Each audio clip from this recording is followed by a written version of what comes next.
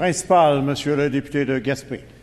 Oui, Monsieur le Président, j'aimerais aujourd'hui adresser quelques questions concernant la situation socio-économique de la MRC de la Haute-Gaspésie, qui est de grande précarité. En juin dernier, j'ai eu l'occasion de questionner le ministre de l'Éducation sur le programme d'aide alimentaire dans les écoles. Une révision des critères était prévue. Après cette révision, on constate que deux écoles, l'école de Mont-Louis et l'école de Marsouilles, qui sont en première position et en deuxième position sur l'indice de dévitalisation des municipalités du Québec, n'est pas admissible à l'aide alimentaire pour les enfants qui la fréquentent. Quand on sait que l'indice de dévitalisation utilisé par le MAMO contient le revenu total médian des ménages, le taux de travailleurs, les caractéristiques démographiques, la situation de l'emploi, la richesse foncière et également l'emplacement géographique de la communauté par rapport au centre urbain, comment expliquer qu'aujourd'hui, après la révision, que les deux municipalités les plus dévitalisées sur 1098 au Québec n'ont pas accès à cette aide financière pour les étudiants qui fréquentent leur école? Monsieur le ministre de l'Éducation. Oui, Monsieur le Président. L'an passé, c'est vrai, il y avait eu une révision du programme d'aide alimentaire. Pourquoi, Monsieur le Président? Parce qu'il y avait dans la liste des écoles qui n'y avaient plus droit. Pour toutes sortes de raisons, parce qu'on n'avait pas un programme alimentaire qui couvrait tous les élèves du Québec. C'est pas ce que nous avons, Monsieur le Président. Nous avons travaillé avec une enveloppe pour des écoles qui sont dans des milieux défavorisés, pour des écoles qui se retrouvent dans la classification 10, 9, et nous avons ouvert 8, et je souhaite ouvrir vers 7. Nous avons dans le budget, Monsieur le Président, et dans la mise à jour de l'an passé, on a annoncé, lorsqu'on a fait la stratégie 0-8 ans en janvier, des sommes supplémentaires qu'on va déployer. L'objectif étant, Monsieur le Président, notamment pour les écoles secondaires où le gouvernement n'est pas présent, d'être un partenaire également de l'aide alimentaire pour être capable d'offrir de l'aide à ceux et celles qui n'en ont pas actuellement. Première complémentaire, Monsieur le député de Gaspé. Le ministre, ça ressemble beaucoup à la réponse de juin dernier. Écoutez, ce qui est aberrant là-dedans, il va falloir que, moi, ce que je demande au gouvernement, c'est que les deux ministères s'assoient ensemble.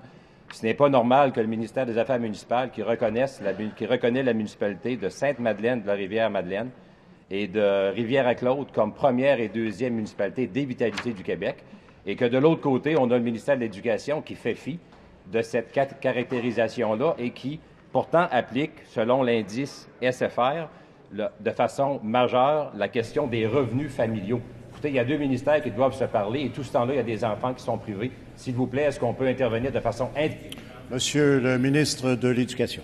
Oui, Monsieur le Président, je n'ai pas l'intention de faire une bataille entre des ministères. J'ai l'intention d'aider des enfants, Monsieur le Président. On va travailler avec les organismes. Il y a des organismes communautaires qui font ça. Il y a des clubs des petits déjeuners un peu partout au Québec, Monsieur le Président, qui sont rendus au Canada et qui font un travail formidable avec qui on discute régulièrement.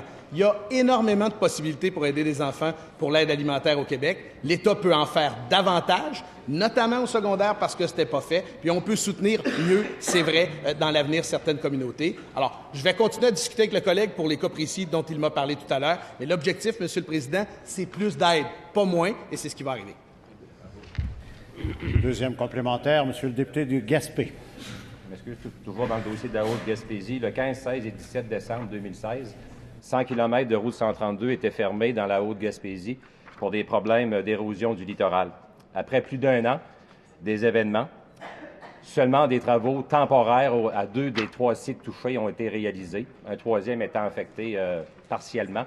J'aimerais que le ministre des Transports nous confirme aujourd'hui que le tronçon entre Tourelle et Rivière-Madeleine, qui a été affecté par l'érosion il y a tout près d'un an, est toujours sécuritaire pour les usagers. Madame... Oui? Bon. Mais j'aimerais savoir qui va y répondre. Alors, Madame la ministre déléguée au tourisme, au transport. Oui. Merci, Monsieur le Président. Écoutez, ce que je peux dire, c'est que nous connaissons bien les besoins dans le réseau routier de la Gaspésie et des Îles-de-la-Madeleine. D'ailleurs, mon collègue, le ministre responsable de la région, est très présent sur le terrain. Il a fait une annonce pas plus tard que la semaine dernière. Vous le savez que notre gouvernement priorise d'abord la sécurité des usagers. Évidemment, nous allons poursuivre nos efforts pour améliorer les infrastructures routières et de la Gaspésie, comme c'est le cas pour toutes les régions du Québec. Nous avons annoncé, pas plus tard que la semaine dernière, un montant de 144 millions de dollars pour les 2 prochaines années pour les routes et infrastructures de la Gaspésie et des Îles-de-la-Madeleine, dont 9,3 millions,